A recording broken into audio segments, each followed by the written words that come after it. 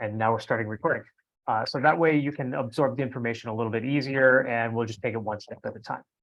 So this is class number 2. I actually broke this out into 10 different sessions. I used to do this as a 3-part class, and each class was right about 60 to 70 minutes. And the feedback that I got was it was just too much. So the goal of this 10 class series is to kind of help you get level up your exposure on Google just one step at a time. Think of this as like a master class on Google Business, specifically for real estate. And at the end of each session, you come away with a solid understanding of exactly what we're trying to accomplish. These are the same tactics that I've been using on Google Business for many, many years. And they're also the same tactics that I use in my marketing agency as well. Now, the goal of these changes is pretty simple. Of everything that we're doing, there's 2 main goals that we're looking for.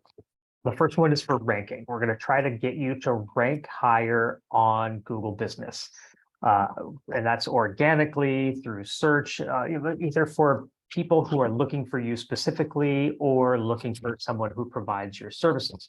Now, the other thing is conversions. And a lot of people don't focus on conversions, but if you have your Google Business set up right, not only is it going to help you rank higher in organic search, but it's going to help you convert better as well. So what that means is we're turning those people into customer interactions. So the visitors that are coming to your profile they're going to your website, they're calling your business, they're clicking on links that you've provided. So that's the conversion part that I think a lot of people really don't focus on. And where I really like to take this to a whole different level is on the conversion side. Now, this last week's focus, we were all about Google Business, the edit profile section of your Google Business, and making sure that it was set up, making sure that it's optimized and working for you and not against you. There's a lot of info in there that really gets often overlooked and is missing. We did that one last week. If you missed it, just pop over to my YouTube channel and you'll be able to find it pretty easily. Just hop over to YouTube, search Larry Hales, and you shouldn't have any problem finding it. And so these classes are all going to be recorded. I'm putting them into a playlist, and I'm actually turning this into a kind of like a podcast, if you will. So it's going to be like an 11-part podcast. This is session number 2, and today we are going to focus on citations and the nap. And when I say nap, I don't mean like a nap, like we're going to go take a nap. That sounds absolutely fabulous. This would be more like the nap as in we're using name, address, phone number to help us not only rank higher, but to make sure that our business is optimized for search as well. So not just for Google Business, but for all of search. And I'm going to reference this Whitespark article right here. If you scan that QR code, it's going to take you to the article. There's 149 different ranking things that help your Google Business rank higher. So 149 of them. And last week, I kind of went over maybe the top 7 or 8. This week, just a quick glance at this. The citations that I'm referencing today were mentioned in the top 100. They were mentioned 7 times. So there's 7 different ranking factors for citations specifically when it comes to being found in the Finder in the map pack. And so to say that citations are underutilized is kind of it's an understatement. I think a lot of people often overlook them because maybe they feel difficult. So I just want to cover like the top 5 or 6 places that really you should be focusing in order to get your business found a lot better. Now, what is a citation? A citation is any mention of your business on the web with or even without a link. It's a combination of your company name, your phone number, your address, your zip code, or your postal code. It's all of those things combined together. And what happens, what I see with real estate agents a lot is you change brokerages and maybe your website changes and your address changes and maybe even your name changes, if you're at a different brokerage. And those things don't get translated to different areas on the web. So when somebody searches for you, and they might find a website for a past brokerage, or they might find a citation for someplace that you were at 10 years ago that never got updated. And the main places that I really want to focus today are the big ones that are going to help you rank higher. And we're going to look at the real estate portals, because that's also a very, very important one. Now, here's what I tell everybody. Here's where to start is Google search yourself. And when I say Google search yourself, don't open up a Google window and just go to Google and search yourself. I want you to do it in an incognito window. Now, what that means is it's not using any of your previous search history to show you results. If you've been searching for things in the past, Google reads your search history and says, we're going to show you results based off your previous search history. So going incognito basically is showing you what it looks like from a consumer standpoint. So if a consumer was to Google search you or your name, or maybe somebody referred you, and the first thing I'm going to do when somebody refers me is I'm going to go Google search it. I'm going to go look and see if they have any reviews.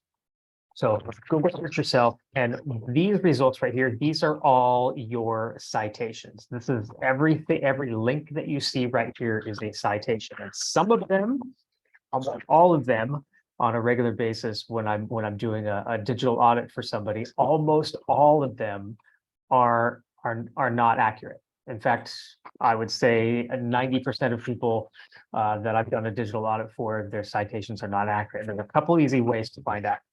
So we're going to talk about the NAP today, and how the citations are attributed to your Google Business Profile is specifically through the NAP, and that's the name, address, and phone. Everything hinges on the correct name, address, phone on all of your citations, and it's really super easy to get wrong. Now, Bright Local, this is a tool that I use probably on a daily basis now. And I'll tell you a little bit more about it on the last slide. But Bright Local has this amazing resource. And what they did is they took the top business listing sites, the top places that you need a citation on Google to help you rank higher. And so I'll put a link to it right here. If you scan that QR code, you can go to it. Otherwise, if you just typed Bright Local top citations, it's going to take you right to this article as well and give you this list. What's great about this list is when you get to it, if you don't have a Google Maps, let's say you're not on Google Maps, we're going to talk about Google Maps here in a minute, you can click on this link right here. It's going to take you right to the location, so you can add your business to that citation right away. Okay. And if you do have one, it's going to give you the ability to go in and edit it. So these are all links right here. It's absolutely one of the best resources on the planet. They took it one step further, though. So not only is this just for individual businesses in the US, they created a top listing site specifically for real estate agents. And I referenced this one quite a bit.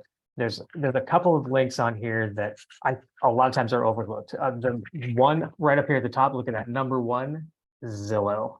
Like, love it or hate it, consumers go to Zillow. Consumers spend a lot of time on Zillow. That's where Zillow has become Kleenex. They're the brand that people think of when they think of housing, unfortunately. But like it or not, they are a big time player. And if you don't have your Zillow profile set up right, something's not going to happen.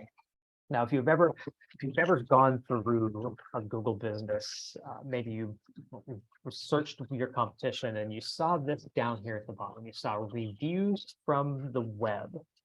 Now, there's no way for you in your Google business to make these things show up down at the bottom. Okay, your reviews from the web come from the name, address, phone. If they match perfectly, Google has this little brain, and they go, oh, this is the same person, and they've got reviews over here on Zillow, so we're going to put their reviews down around the bottom of their Google business. Same with Facebook, and there's a couple other review aggregate sites. Yelp isn't one of them, but we're going to talk about Yelp too. If you have it set up right, you have reviews on your actual website. And when I say your website, it's the website that you put into Google Business. right? When you set it up first, if you have reviews on that website, many times Google will go crawl that website, find your reviews, and they're going to say reviews from your website. So you're going to have 3 sections right here. I've seen Google businesses with 2, 3. I've seen them with 1, where it's just Zillow or just Facebook. In fact, I'm going to show you an example here in a second.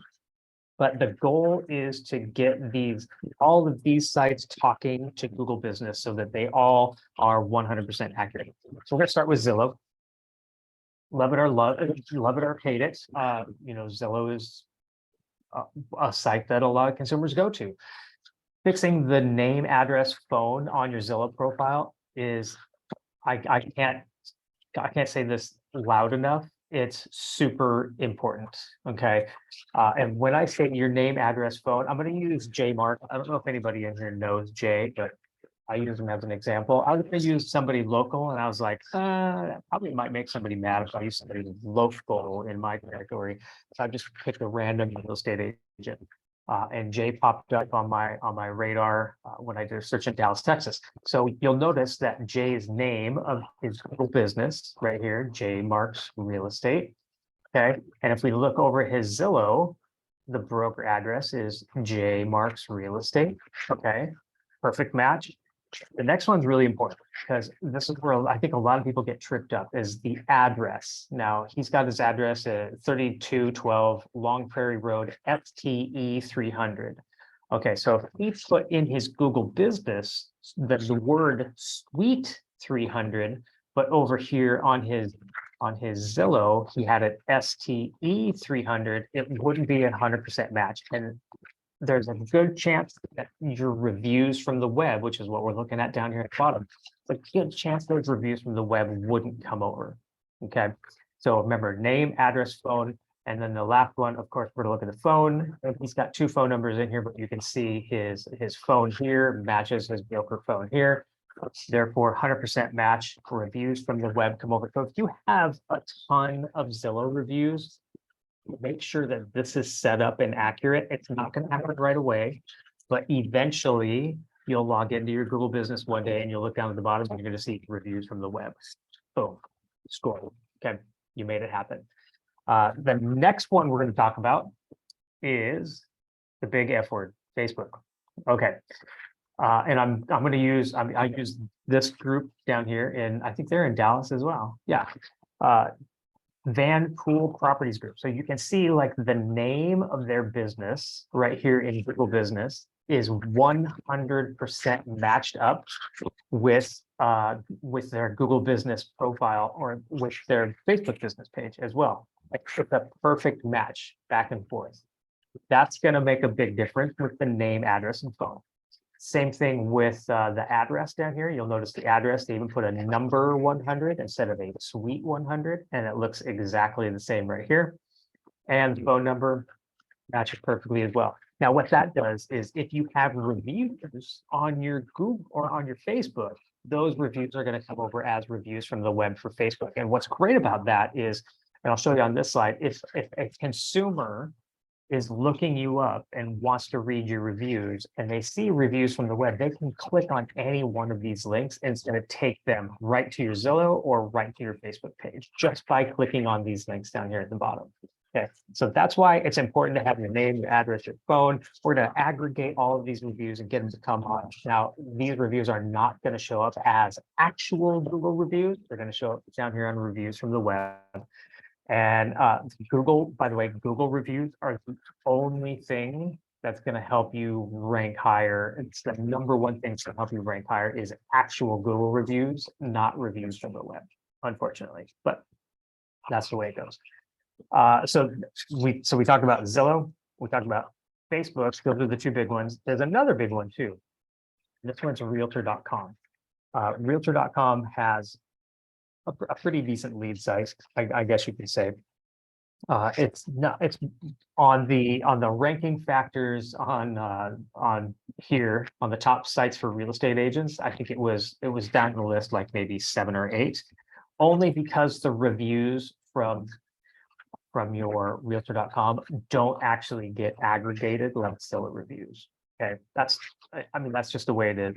But what it does is If somebody searches you and they're searching for a specific person or a location, your realtor.com is going to show up in those profiles. And now we're also making sure our contact information is correct, which is huge. That's the biggest part of this is a lot of times I've gone to a realtor.com profile and maybe it was wrong. Maybe it was like a previous brokerage or the phone number was wrong. And if the phone number is wrong in here and someone's trying to call you, it's going to your old office, you're missing out.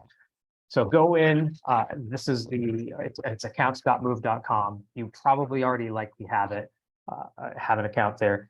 You probably, if you forgot your password, you're going to need what's called your NERDS number, not NERDS, NRDS. Okay. So go to your Move account, make sure that all of this is filled out and accurate 100%. That's also going to help your search score as well. This one, homes.com. I don't know if you guys remember homes.com or HomeSnap. HomeSnap and homes.com they're one and the same now. If you have a HomeSnap account, you're likely all of that data came over as well. And it's super important to have this set up right as well. Only because it's usually one of the top results that show up in search. Homes.com usually shows up right underneath Realtor, right underneath Zillow. It's one of the top sites. So making sure that your information is set up here and set up accurate.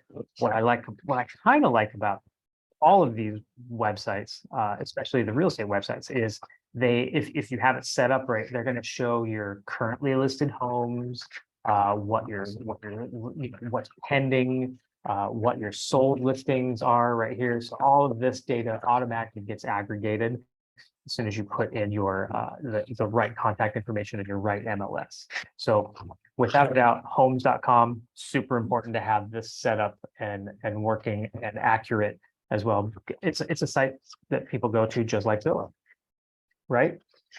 Now I'm going to migrate away from the real estate websites. We're going to talk about other websites that you probably need to be on as well. And they're really easy to set up, guys. Super easy to set up.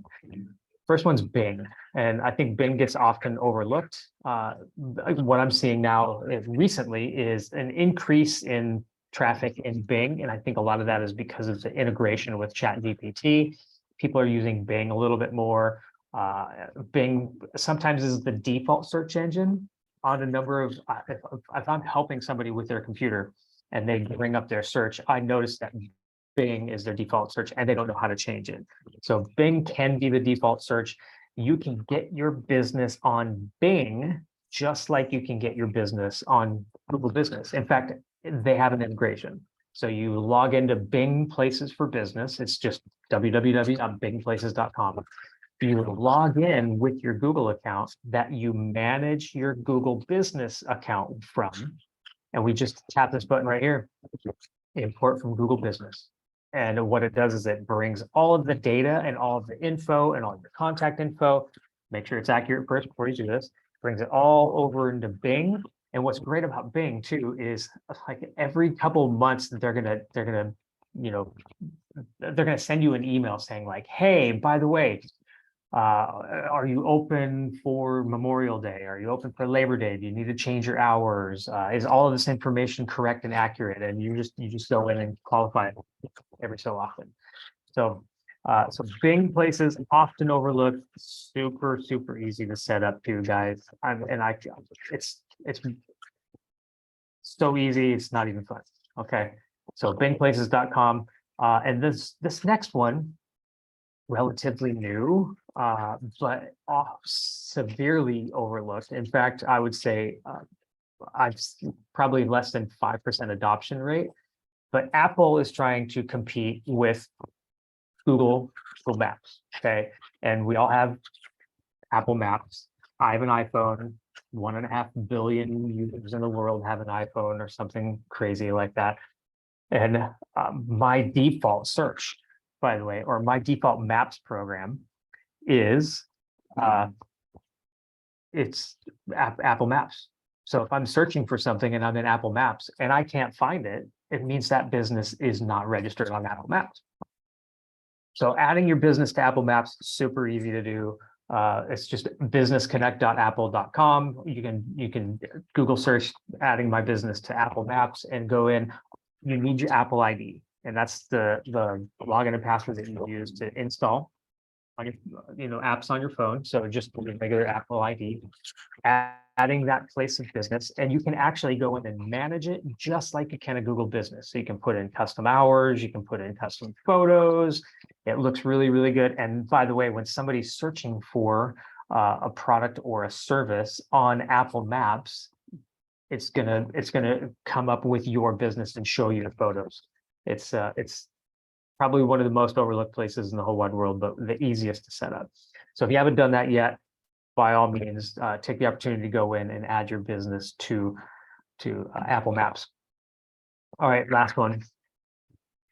I'm not a big fan of Yelp, okay? But what you'll notice, and let me go back to my search window here, Yelp is the 1, 2, 3, 4, 5, 6 on the list. Okay. And if you have reviews at Yelp reviews, I don't know why people go to Yelp for reviews, but Yelpers are like, they stick in these clicky groups for some reason, right?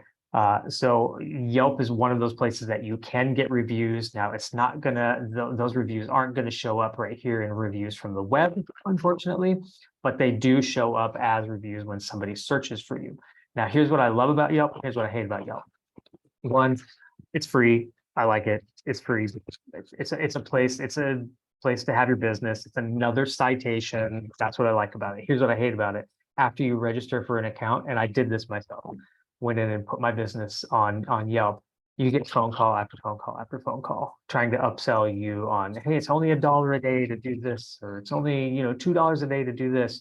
I took the phone calls the first couple of times. After that, I just sent them to voicemail after that. And eventually, after a week or two, they quit calling. So you don't need to pay money on Yelp to get reviews. You don't need to pay money on Yelp to get your reviews seen if you have reviews there. I do see that if you have negative reviews on Yelp and you're not a paying customer, they won't remove them. And they won't do anything with them. They're like, sorry, you're not a paying customer. The reviews are going to stay. So Yelp has its pluses and its minuses. The big plus is it's a place to go and it's another citation. It's a heavily ranked citation. In fact, what was on the list of things here, Yelp was Maps, Google, Facebook, Bing, and Yelp. So 1, 2, 3, 4, 5th on the list. That's a pretty good reason to have Yelp, in my opinion, right? So it's another place. Put your business. Okay, here's wrapping up here. Here's what I'm going to tell you guys. This is nerd level 10 stuff. I call this nerd level. If you want, you can go to brightlocal.com, sign up for a free account. You don't need a credit card. You get a 14-day trial. And here's what they did after the 14-day trial. If you just ignore them for another couple of days, they send you a link with another free 14-day trial. Here's what I love about Bright Local is I can go in, I can put any business that I want on Bright Local, whether I manage it or I don't manage it. I can go in and put it in. And it's going to give me a rundown of all of the citations, like where your citations are, how, if they're ranking, if they're showing up. But the most important thing is they're telling me where your competition is also ranking and how their citations are, where they have citations. So Bright Local, great product. If you're going to subscribe, I think it's $40 a month. I think that's what I pay for. It's $40 a month. But so many, the suite of tools in there is absolutely fantastic. And if you want me to do a digital audit of your Google business, that's something I specialize in. In fact, I kind of like doing it. It's fun to go in and look at your business profile from a consumer standpoint and say, here's what consumers would see if they were searching XYZ, and here's how I found you. Here's how easy it was to find you, and here's some data that might be mismatched, and here's some opportunities you might be missing on your Google business. So if that's something you really want, something you want me to do for you, I'm more than happy to do that. You can pop over to kfa.com/marketing. My bit.ly calendar is in there. You probably got an email from KFA when you registered for this. If you just reply to that, that email is going to come to me. And if you want a digital audit, I'm happy to jump in. It takes about 10 minutes. I'll usually record it over Zoom and give you some suggestions on where you can go to improve your Google business profile after that. And then last slide. We're almost done. And 27 minutes. Look at that. I did it in under 30. I was hoping for 25. I got a little too wordy today. The next class is going to be, we're going to focus the next one on specifically on services and custom services. Now there's a whole different suite of options that you can do when it comes to services on your Google Business profile. We're going to use some AI. We're going to use some AI tools. I'm going to feed you some prompts. I'm going to show you the best way to go in and customize those services. So when somebody's searching for somebody within your specific niche, you know, like maybe like downsizing in Clark County, Washington, that service is going to be in your list of services, and it can help you rank as far as one of those profiles that show up in the map pack because you mentioned downsizing in Clark County. So that's going to be next week. We're going to do it a little bit later. I think our next week is we're going to do it at 11:30 p.m. instead of 10 a or 11:30 a.m. instead of 10 a.m. And it's going to be all about services and custom services. So if you want to register for that, you can scan that QR code right there, or you can go to kfa.com/marketing, and all of the classes that we have scheduled are there as well. You can register for any of them or all of them as much as you want. And let's see, well, I got a question in here. So somebody said, quick question, when you were ready to take, I've been sending out requests for Google reviews and reviewed and received 4 reviews, but can't see them. Is possible they're just giving me 5 stars and no writing anything about their experience? Okay, so number one, if we have to make sure your Google business, great question, Kathy. Make sure your Google business is verified first. 2, if they left a review and it's not showing up, and if they can send you a screen capture of that review, a screen grab, I do have a process that you can go and have those reviews reinstated, especially if you have multiple ones and you say like, hey, I've gotten 4 reviews and they're not showing up. It's kind of a way to kind of kick Google in the butt. They have a new procedure right now. And that's actually going to be one of the classes that I'm going to be doing next. Let's see, when is the reviews? Reviews is all the way down here. Oh yeah, there it is, session 4, review strategies and missing reviews. That's going to be an intense class because I have a whole bunch of strategies around getting reviews, getting missing reviews. But here's what I'll tell you first, is if you have reviews that are missing, get a screenshot of it. And I have a process that we can go through to get them reinstated. And Jace said also had a client leave a review and then make a change to it and then it disappears. Yeah, here's what I'll tell you. Here's what I found with reviews. When you're asking a client for a review, if you send them a photo and say, if you include this photo, the chances of your review showing up are greatly increased. But if they add a photo to it, Google looks at that as a priority. They'll actually rank that review higher as well. So if you have a photo of them with their new house or their dog and their kids, whatever, then that's always really, really great to put in the review as well. And that's going to be part of class number 4, review strategies. So yeah, great. Yeah, it is. It's I've got a ton of great suggestions when it comes to reviews. That's going to be a fun class. Might be a little longer. I'm probably not going to squeeze that one into 30 minutes, but I've got a couple of different strategies around reviews. So anyway, thanks for coming, guys. If you want to go watch the replay, it's going to be on my YouTube channel a little bit later today. So otherwise, we'll see you at the next one. And no more questions. Have a good day. Talk soon.